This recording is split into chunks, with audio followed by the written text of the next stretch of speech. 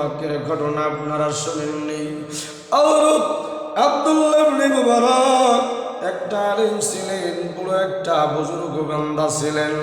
চুপচাপ করে কানটা লাগিয়ে, মনের কানটা লাগিয়ে শুনবেন ভাইরা, আমার ভাইরা।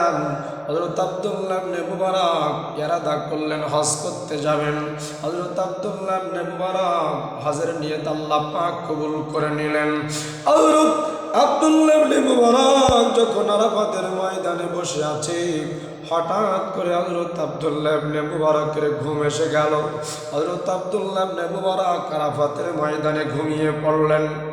হঠাৎ করে ঘুম ভেঙে গেল, হঠাৎ করে ঘুমিয়ে পড়লেন। ঘুম ভেঙে গেল, হঠাৎ করে ঘুম ভেঙে গেল। হযরত আব্দুল্লাহ ইবনে মুবারক ঘুমের মধ্যে স্বপ্ন দেখতেছেন, আকাশ থেকে দুইজন ফেরেশতা আসতেছে, মারহাবা দিতে দিতে বলতেছে, ও আব্দুল্লাহ ইবনে মুবারক ঘুমিয়ে আছো নাকি? হযরত আব্দুল্লাহ ইবনে মুবারক কোনো কথা বলে না।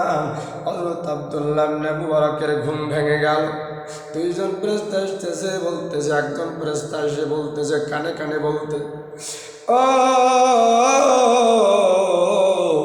ও আব্দুল্লাহ, আল্লাহর প্রিয় বান্দারে শোনো, এই বছর 6 লক্ষ হাজী সাহেব হজ করতে এসেছে হজের ময়দানে, কিন্তু 6 লক্ষের মধ্যে আল্লাহ পাক 6 জনের হজ আল্লাহ পাক কবুল করবেন, বাকি জনের হজ আল্লাহ পাক কবুল করবেন না।